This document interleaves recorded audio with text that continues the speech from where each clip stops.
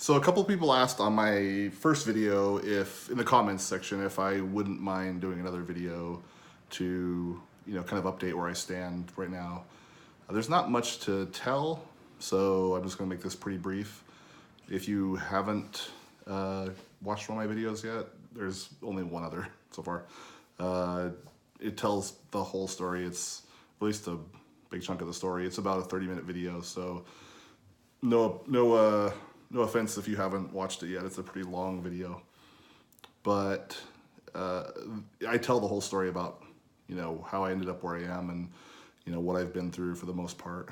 The short version is that in 2014, early 2014, after about 14 years of taking Klonopin at 3 milligrams as prescribed by my doctor, I tapered off, or I started the taper over the course of 10 months, switching over to Valium, and then eventually off in about 10 months. And went into just, and I had a lot of difficulty during that time. I go into that in that video, but I had a lot of muscle twitches, memory loss, vertigo, extreme nerve pain, terror, anxiety, hot temperature, like my body feeling really hot, weight loss, those kinds of things. Things got really bad after I jumped, and I went through a pretty extreme bout of terror, insomnia. I didn't sleep for like 5 or 6 days the first time, lost 5 or 6 pounds per day, which is still one of the most insane things about this whole process. Reinstated at 5 milligrams, and then moved on with my life, held for a little bit. Eventually, my wife and I moved out of the country. While we were out of the country, I had another crash. I was tapering. I got down to 1.85 milligrams of Valium. I'd reinstated at 5 milligrams of Valium, to be clear, not at 5 of Klonopin. And I crashed again and had another long bout of insomnia, 10 days straight. I lost another 5 or 6 pounds per day over the course of like 6 or 7 days. So I lost like 30, 40 pounds in a matter of days, which if it ever happens again, I've sworn that the number one thing I'll do is take a video log of and point the camera at the scale, because it's one of those things that if you don't go through it, or if you're not a loved one like my wife watching me go through it, you wouldn't believe it. It's insane how that can happen. But all the other stuff's in your head. To most people, they don't understand. The muscle twitches they can see, but they don't really understand how that feels. The nerve pain, they might believe you, but they don't really understand how that feels. The head pressure, etc. They can see how you're reacting, but they don't really know how it feels. But to watch a person rapidly lose weight out of nowhere is something else, and one of the more insane things out of this whole process. Anyway, that's beside the point. So I went through a pretty extreme taper experience, and I probably have a little bit of PTSD over it, to be honest. It's been fairly traumatic. The last time that I kind of had my major wave in the summer of 2016, it was brought on in part by being overseas and being out of my home element. It was brought on in part by, I feel like at least this is my theory, there were a number of people on the Benzo Facebook group I'm a part of who passed away in a pretty quick succession. Those of you who are members of that community will remember that summer probably. And I think to this day I'm still pretty shell-shocked by that, and I've been trying to be really deliberate about the end here. So my wife and I moved back from Australia to the United States. We saved up to buy a house. The whole time I was holding at 2 milligrams of Valium while that was happening.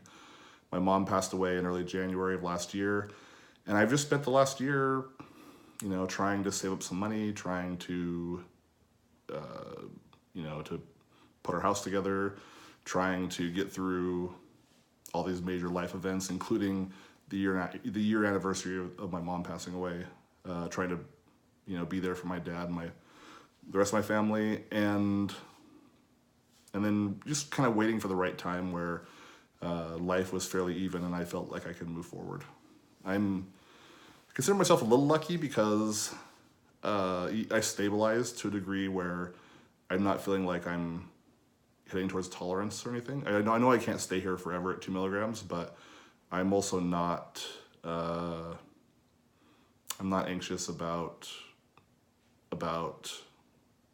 you know, like jumping off as soon as possible, and I'm not going to, you know, cold turkey the rest or anything silly like that.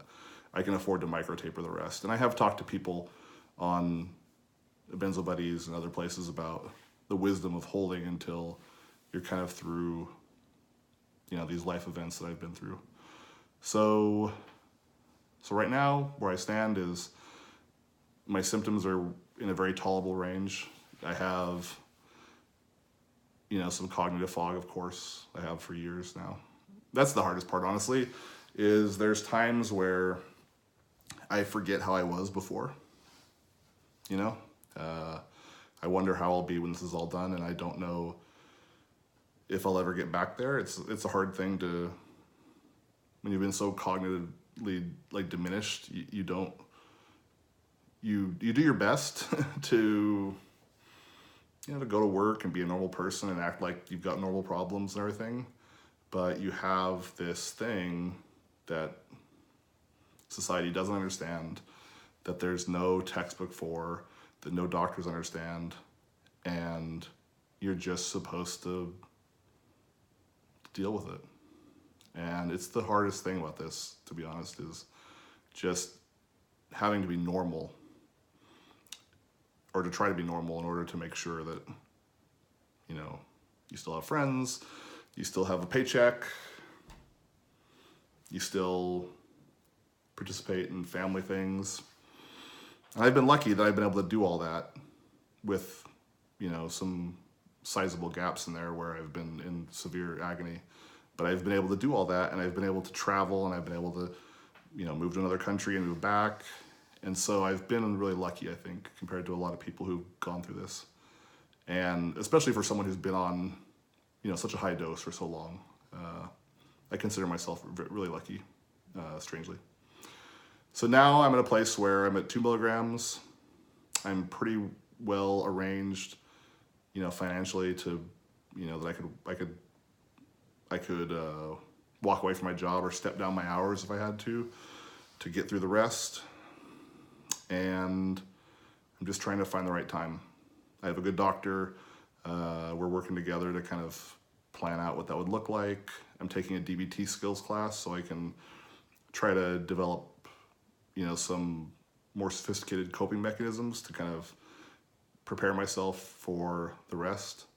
I'm trying to, you know, work on some of those like habits that gird you, and to try to work on some of the dietary things that can make it smoother, and then getting to a place where I can restart the microtaper. Basically, that's what's left, is to take up the microtaper again and just take it slowly and try to walk off the rest. So I'm talking to people on Benzo Buddies. I'm talking to people on I will be talking to people soon on the Facebook groups that I'm on, and just trying to see what's left and how to proceed. I know, you know, what the worst case scenario looks like to some degree. So I'm a little anxious about that. But I'm trying to be as safe as possible. So that's my update. Sorry there's nothing more exciting. No, I'm suddenly down to 1.5 or something. I'm just trying to be really diligent and do the right thing and be able to, you know, to be a good husband, to be a good brother, to be a functioning, you know, member of the workforce, and continue my life, and hope that I can come out of this with the worst already behind me, is basically what I'm hoping. So that's my update for now.